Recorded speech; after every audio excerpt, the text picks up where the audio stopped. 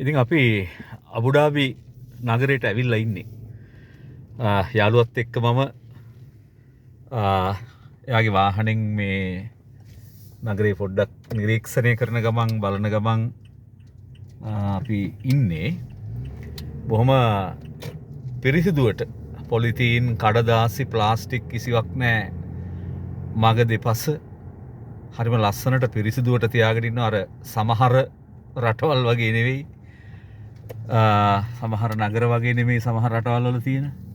ඉතින් අපිට බොහොම ලස්සන පරිසරයක් දකින්න පුළුවන් වෙන්නේ. අද වෙනදා වගේ නෙමෙයි උෂ්ණත්වයත් ඉතාමත් පහළ මට්ටමක පවතින්නේ. තරමක සීතලක් අද මේ මොහොත වන විට අබුඩාබි නගරයට දැනෙන්නේ.